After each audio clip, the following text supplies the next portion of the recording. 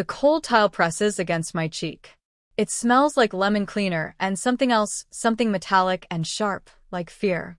My breath hitches, a ragged sound that seems too loud in the silent house. Outside, birds are singing. Inside, the world has stopped.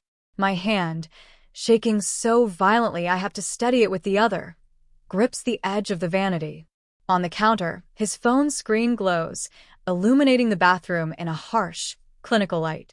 A single message notification, still open, still burning itself into my retinas. Happy 5-year anniversary, my love. Can't wait for dinner tonight. Same place? November 3rd. November 3rd. November 3rd. My birthday. 5 years. Let me know where you're watching from and what time it is. And if you haven't already, please subscribe. It helps me more than you know. We built this life brick by careful brick. Or so I thought. The charming bungalow with the creaky floorboards, the garden I poured my love into, the quiet evenings on the porch swing. Mark and I. A unit. Solid. Predictable in the best way. He was my anchor, my steady ground in a chaotic world. Or, he was the clever camouflage, wasn't he? The perfect illusionist. My life before this moment feels naive now, a pastel-colored dream. We had routines, comforting loops of shared meals, inside jokes, the soft weight of his arm around me on the sofa. Small moments that accumulated, building what felt like an unbreakable bond. I trusted him implicitly. He was Mark. My Mark. The man who remembered how I liked my coffee, who knew the exact spot on my back to rub when I was stressed, who looked at me sometimes with an easy affection that felt like home. My birthday, November 3rd, was always a small celebration. A quiet dinner out, a thoughtful gift, maybe a weekend trip if we felt adventurous. It was my day. Singular. Special to me. The idea that he had twisted it, poisoned it, repurposed it for them, it was a specific, targeted cruelty I couldn't comprehend. It wasn't just cheating, it was a desecration. It was taking something that belonged solely to me and gifting it, with perverse irony, to someone else. The discovery wasn't a dramatic movie scene. No lipstick on a collar, no frantic confession. It was mundane. He left his phone on the bathroom counter, unlocked. He never did that. A tiny, almost imperceptible shift in the universe. I was brushing my teeth, catching my reflection, lost in the usual morning haze. The screen lit up. The notification popped. My eyes, still gritty with sleep, focused. And the world tilted. Happy 5-year anniversary, my love. Can't wait for dinner tonight. Same place? November 3rd. The breath left me in a rush. It was like being punched in the gut, but the pain wasn't physical. It was cold, spreading through my chest like ice water. 5 years. November 3rd. My birthday. The calculation clicked into place with sickening precision. Every birthday celebration, every cake, every wish I'd made over flickering candles for our future, they had been celebrating too. On my day. Using my day. I remember staring at the screen, tracing the words with my eyes as if reading them enough times would make them disappear, make them untrue. 5 years. That meant it started just a year into our marriage. A year. After all the vows, the promises, the shared dreams, a year later, he started building this secret life, marking its beginning on the day he was supposed to be celebrating me. The anger came first, a hot, searing wave. Then the nausea. Then a profound, bone-deep sadness that felt like my soul was cracking. I slumped to the floor, the cold tile a poor substitute for the warmth I suddenly craved and knew I'd never get from him again. The birds were still singing outside. Their cheerful chirping felt like a mockery. How could he? How could he sit across from me, hold my hand, kiss my forehead, and keep this monstrous secret? How could he look me in the eyes on November 3rd and pretend we were celebrating us? The depth of the deception was staggering. It wasn't just a physical betrayal, it was a psychological war waged right under my nose, using the very markers of my life against me. I stayed on the floor for a long time. The initial shock wore off, leaving a hollow ache. My mind, previously a whirlwind of panic, started to slow down, observing the wreckage. The perfect life, shattered. The trust, irrevocably broken. The man I loved, a stranger, a liar. And the date, November 3rd. That date was a symbol, a monument to his betrayal, built on the foundation of my personal celebration. Getting up was the hardest part. My legs felt like lead. My reflection in the mirror was unfamiliar, pale, eyes wide. A silent scream trapped behind my lips. I had to function. I had to pretend. He was still in the house. He didn't know I knew. This was my first fragile advantage. The element of surprise. I wiped my face, splashed water on my eyes, and walked out of the bathroom. He was in the kitchen, making coffee, humming softly. The picture of domestic bliss. I wanted to scream, to smash the mug in his hand, to claw at his lying face. But something stopped me. A cold, calculating voice in my head whispered, "Not yet. Not like this. Not on his terms." "Morning," I managed, my voice a little hoarse. He turned, a warm smile on his face. "Hey, sleepyhead. Coffee's ready." He kissed my cheek, a brush of lips that now felt like a physical violation. I flinched internally, but held still. "Thanks," I said, pouring myself a cup. My hand was shaking, but he didn't seem to notice. Or maybe he did, and didn't care. Pretending was agonizing. Every casual touch, every shared glance, every mundane conversation felt like a performance I was failing. I watched him, really watched him, for the first time in years. I saw the tiny lines around his eyes that weren't just from smiling, the way he avoided prolonged eye contact when he talked about his day, the subtle shift in his routine I'd attributed to work stress. It was all there, waiting to be seen. I had just been too trusting, too comfortable, too blindfolded by love. The message had mentioned same place? 11/03". Their anniversary dinner was tonight. On my birthday. The audacity was breathtaking. It wasn't just clandestine. It was a thumb in my eye. They were celebrating their milestone on the date meant for me. Panic flickered again. What was I supposed to do? Confront him? Demand answers? Pack a bag and leave? The conventional wisdom felt inadequate. This wasn't a conventional betrayal. It was twisted, personal, designed to wound on multiple levels. If I just confronted him, he'd deny, manipulate, minimize. He'd control the narrative. And I wasn't strong enough, not yet, to face his lies head-on without shattering completely. I needed proof. Not just the message. I needed to know who she was. I needed details. I needed leverage. Because the thought of just walking away, leaving him and her to celebrate their twisted love story, felt like another betrayal, this time of myself. They had taken my day. I needed to take something back. Something substantial. Something that hurt them the way they had hurt me. The rest of the day was a blur of forced smiles and internal turmoil. I went through the motions of preparing for my own birthday dinner, the one he had planned for us.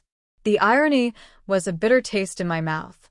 He talked about the restaurant, pretending excitement. I nodded, played along, my mind racing. How could I get more information? How could I find out who she was before tonight? His phone. It was the key. But he was careful now, keeping it on him. He took it to the bathroom, kept it face down on his desk. He was acting cagey, probably, because it was the night. He was likely excited, anticipating his celebration with her. The thought made my stomach clench. I spent the day oscillating between crippling despair and a simmering rage that felt surprisingly strong. The date, November 3rd, repeated in my head, a mantra of betrayal. It was a physical weight, heavy in my chest. By late afternoon, a different feeling began to emerge. Coldness. A detached clarity. The emotional storm was receding, leaving behind a stark, frozen landscape. There was no room for sadness or hurt right now. There was only the problem to solve. The game to play. He left for errands around 5 p.m., saying he needed to pick something up for my birthday. I knew where he was going. Not for my gift. For their celebration. This was my chance. The house was silent again, but this time it wasn't empty. It felt charged, alive with my purpose. I went to his office, my heart hammering against my ribs. His laptop was there. He always left it unlocked. Another tiny carelessness I'd never noticed. Logging in felt like crossing a line, a trespass. But he had already obliterated all the lines. I wasn't snooping. I was excavating, digging through the ruins of my life for the truth. I started with his email, searching terms like dinner, anniversary, November 3rd. The first few emails were mundane work stuff. Then I found it. An email chain confirming a reservation at a fancy restaurant downtown. Not the one he'd told me we were going to. Subject line: anniversary dinner, date, November 3rd. Time: 7:30 p.m. Okay. Location confirmed. But who is she? The email was with a generic reservation confirmation, no recipient name mentioned beyond his. Frustration tightened my chest. I moved to his calendar. There it was, stark and bold on November 3rd. Dinner, restaurant name, at 7:30 p.m. And underneath, in smaller text, another entry. Dinner with Sarah, same restaurant name, at 7:30 p.m. Sarah. The name felt both anticlimactic and devastating. Sarah. Not some exotic, mysterious figure. Just Sarah. Who was Sarah? A coworker? A friend? I racked my brain. Had he ever mentioned a Sarah? Not that I could recall. I dug deeper. Looked for emails from Sarah. Found them. Casual, initially. Work-related. Then slowly the tone shifted. More personal. Flirty comments disguised as jokes. Plans to meet for coffee that extended into lunch. And then explicit messages. Pet names. Declarations of love. Referencing their special date, November 3rd. Talking about how they couldn't wait for their anniversary, how special that day was to them. Reading their words felt like acid in my veins. Their stolen intimacy, their plans, their shared history built on the ashes of mine. They talked about trips they'd taken, weekends away, things he'd told me were work conferences or visits to family. The lies were layered, intricate. But it wasn't just emotional. As I scrolled through the emails, I saw something else. Financial discussions. Sarah wasn't just an affair. She was involved in something else. Business? An investment? There were mentions of a joint account, discussions about funding a project, talks of splitting profits. It wasn't just romance. There was a financial entanglement, a shared venture they were building. A venture he was funding, at least partially, with our money. This changed everything. This wasn't just about a broken heart. This was about theft. Fraud. Using our marital assets to build a future with his mistress. The coldness solidified into something hard and sharp inside me. They weren't just lovers. They were partners. In love, in lies, and in business. Scrolling further, I found documents. Business plans, partnership agreements, details of an investment they were making together. It was significant. Enough to impact our finances. Enough to make him desperate to keep it hidden. And enough to give me substantial leverage. The realization hit me like a physical blow, even as it armed me. Sarah wasn't just a casual fling. She was deeply embedded in his life, planning a future with him, including a financial one. And she was doing it on my dime on the date of my birth. The rage returned, but it was controlled now. Focused. This wasn't just about pain anymore. It was about justice. About reclaiming what was mine. Not just the emotional territory they had invaded, but the tangible assets they were trying to steal. I spent the next hour systematically copying everything. Emails, documents, financial statements. I saved them to a secure cloud drive, double-checking that there was no trace left on his laptop. My hands were steady now. My mind was clear. The transformation from shattered wife to determined adversary was complete. They wanted to celebrate their 5 years? On my birthday? With my money? Fine. They could have their celebration. But I would be the uninvited guest. The one who brought the ultimate party favor. The trap began to set itself in my mind. They would be at the restaurant. The same restaurant. They would be expecting a romantic evening, toasting their future. They wouldn't be expecting me. I needed to be smart. I needed to hit them where it hurt the most. For him, it was likely exposure, losing his carefully constructed life, maybe the financial repercussions of the joint venture being revealed or collapsing. For her, what was her vulnerability? The financial stake? Her reputation. I looked back at the documents. The business they were starting seemed legitimate, or at least presented as such. It involved other potential investors. If it was exposed now, before it got off the ground, it could ruin them. Both of them. Especially if it was revealed how it was funded and the deceit behind it. The timing had to be perfect. Tonight. At their celebration. At 7:30 p.m. on November 3rd. He came home later, whistling. He had a small, prettily wrapped box in his hand. My birthday gift. The hypocrisy was staggering, but I held my tongue. I needed him to be unsuspecting. I needed him to walk willingly into the situation I was creating. "Ready for your birthday dinner?" he asked, smiling that smile I now knew was a mask. "Ready," I replied, meeting his eyes with a calmness that surprised even me.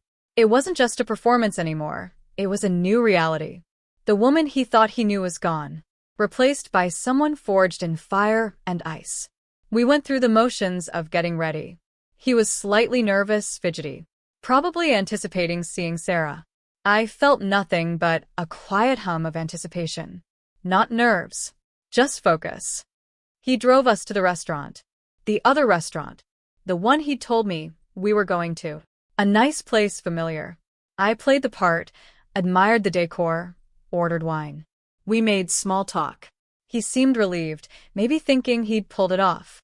Thinking he could celebrate his secret life and his public life simultaneously, in different locations. The food arrived. It was good, I think. I barely tasted it.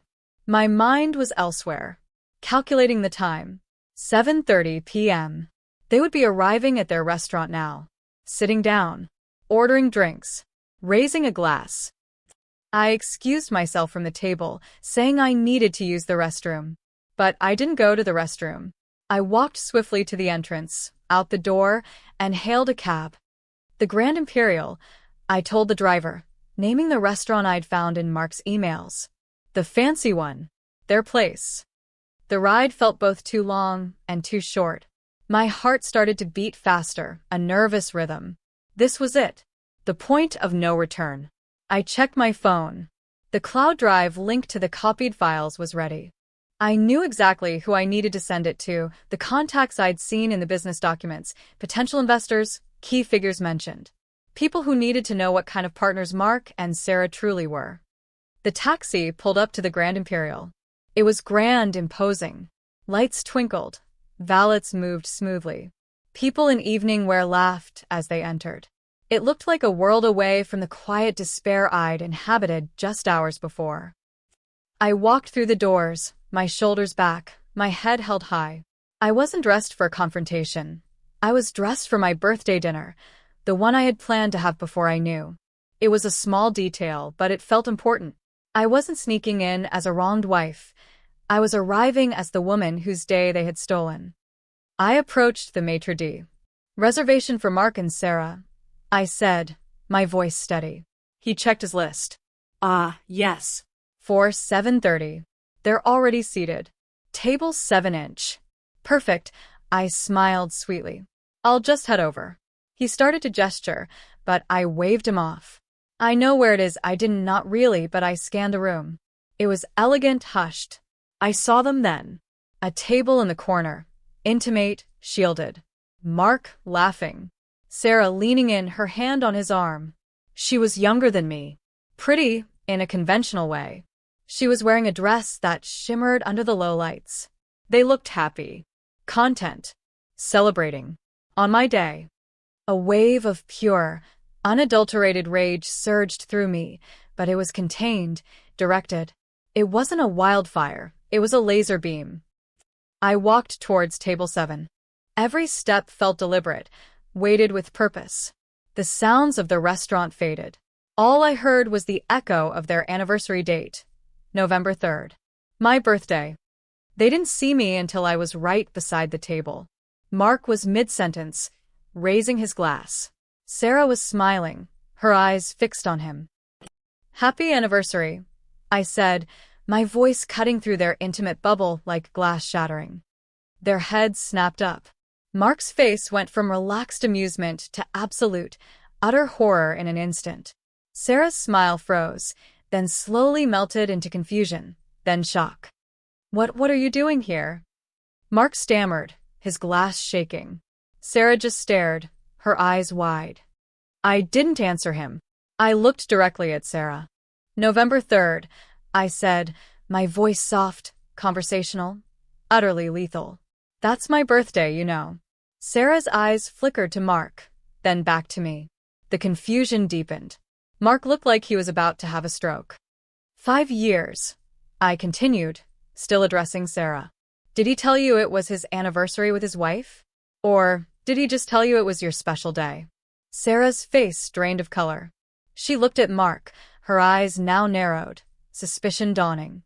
"Mark," she whispered. Mark was speechless, gaping like a fish. "He didn't tell you, did he?" I smiled, a genuine, terrible smile that didn't reach my eyes. "He used my birthday as your anniversary. Every year, for 5 years. While celebrating my birthday with me, he was marking your milestone." Sarah recoiled slightly. "Is this true, Mark?" Her voice was sharp now, demanding. Mark finally found his voice, a strangled sound. It's not like that." "Oh, it's exactly like that," I said, turning my gaze to him. "You took the day I was born, the day that's supposed to be mine, and made it yours. Made it theirs. What kind of man does that?" Sarah looked utterly bewildered, betrayed not just by me showing up, but by the man sitting across from her. The foundation of her 5 years was built on a lie she hadn't known about. "And speaking of things he didn't tell you," I said, my voice rising slightly, drawing a few discreet glances from nearby tables, "did he tell you where the money for your little business venture came from?" Sarah's eyes snapped back to me. Her confusion was replaced by alarm. "What are you talking about?" "The significant investment you're making," I continued, letting the words hang in the air. "The one you've been planning for months. Did he mention it's mostly from our joint savings? Money I helped earn, money saved for our future? Your future is being built on my past." This was the knife twist. Not just the emotional betrayal, but the financial one. I saw her mind working, the calculation in her eyes. The risk to her investment. To her future with him. "That's not true." Mark finally blurted out, finding a burst of desperate energy. "It's my money. Mostly." "Is it?" I raised an eyebrow. "Because I have copies of all the emails, Mark. All the documents. The business plan. The partnership agreement. Your financial statements showing exactly which accounts you pulled from. And guess what? I just sent copies to everyone listed as a potential investor in your little scheme." I pulled out my phone, holding it up. "Sent," I said, my voice low and final. "They should be reading them right now." Sarah's jaw dropped. Her face went from pale to a ghastly shade of white. She looked at Mark, then back at me, then around the elegant restaurant, as if looking for an escape route. The hushed atmosphere felt like a vacuum, sucking the air out of the room. You sent them?" she whispered, her voice trembling. "Every detail," I confirmed. "How you met. How long you've been together. How you celebrated your anniversary on my birthday. And, of course, the financial arrangements. I imagine your potential investors might have questions about the ethical and maybe even legal implications of building a company with funds essentially stolen from a marital account under a veil of such profound deceit." Mark lunged halfway out of his chair. "You can't do that," he hissed, his face contorted with rage and panic. "Oh, I just did," I said calmly. "Happy anniversary, Mark. Happy 5 years. Hope the calls from your investors are as pleasant as you hoped this evening would be." Sarah let out a choked sound. It wasn't a scream, not yet. It was a cry of disbelief, of horror, of her world collapsing around her. She finally understood. I hadn't come just to expose their affair. I had come to detonate their future. Their shared future, built on the lie of my past and my present, was now ashes. "You bitch!" Sarah shrieked, finally finding her voice, but it was broken, ragged. People at nearby tables turned to stare. She wasn't screaming at me for stealing Mark. She was screaming because I had just potentially ruined her financially, ruined the future she thought she had secured. "You ruined everything. You ruined it first," I said, my voice still steady, but with an edge of steel. "When you decided to build your happiness on top of mine. When you stole my husband and my money. When you used my birthday as your little love holiday." Sarah stood up abruptly, knocking her chair over. It clattered loudly, the sound jarring in the quiet restaurant. Tears streamed down her face, but they weren't tears of heartbroken love. They were tears of furious, blindsided defeat. Mark reached for her, but she flinched away as if he were poison. His complicity in the scale of the deception, especially the financial aspect and the use of my date, had just become horrifyingly clear to her too. "I knew he was married," she sobbed, looking at Mark with raw fury. "But I didn't know. I didn't know this. This was everything. The depth of the lie, the financial exposure, the public humiliation, the sheer, petty cruelty of the anniversary date." I picked up the small, prettily wrapped box Mark had given me earlier. His birthday gift to me, brought to the wrong restaurant. "Oh, Mark," I said, shaking my head slightly, almost pityingly. "You brought my gift to the wrong place." I placed it gently on the table, beside the scattered cutlery and their half-eaten appetizers. "Consider this my gift to you both. A painful reminder of what you tried to steal." I looked at them one last time. Mark, slumped in his chair, face ashen, his eyes darting frantically between me and the entrance, probably calculating the fallout. Sarah, standing over the fallen chair, mascara running, her dream of a future with him and their business venture shattering in real time. "Enjoy your 5-year anniversary dinner," I said, my voice carrying just enough to ensure the closest tables heard. "It's a night none of us will ever forget, especially on November 3rd. I turned and walked away. I didn't run. I didn't look back. I walked out of the Grand Imperial with the same measured pace I had entered, leaving the wreckage of their celebration behind me. The maitre d' stared, unsure what had just happened. I just smiled politely and kept walking. Stepping back onto the street felt like emerging from a long, suffocating tunnel. The night air was cool and clean. The city lights twinkled, indifferent to the human drama that had just unfolded. I hailed another cab. Inside, the silence was deafening. The adrenaline was starting to recede, leaving behind a vast emptiness. I had done it. I had turned the tables. I had blindsided them. I had taken their moment of triumph and twisted it into their moment of utter ruin. I had used their own weapon, strategic planning and leveraging information, against them, but on a much grander scale, ensuring not just emotional pain but tangible, financial, and reputational devastation. The Mistress screamed. Mark collapsed into himself, and their carefully constructed future was in tatters. My birthday, November 3rd, was now permanently etched in their minds not as their anniversary, but as the day it all came crashing down because of the woman they betrayed. But victory felt hollow. Sweet, yes. Deeply, viscerally satisfying to see the shock and panic on their faces, to hear her scream of defeat. But the emptiness remained. They had hurt me profoundly. I had hurt them back, arguably worse. Had it fixed anything? No. It had just burned everything down. I looked out the cab window, watching the city lights blur. My marriage was over. My sense of security was gone. The man I loved was a stranger. But I wasn't a victim anymore. I was the one who had held the match, who had struck it, who had walked away from the fire she started, ensuring it consumed them instead. The ride home was quiet. The house was dark when I arrived. It felt different now. Not a sanctuary, but a battleground where the first skirmishes had been fought. I walked through the rooms, each one holding memories, now tainted. The sofa where we curled up, the kitchen where we cooked, the bedroom we shared. All lies. I didn't cry. The tears were still frozen inside me. Or maybe they had been burned away in the fire I lit. I felt tired. Profoundly, fundamentally exhausted. But also free.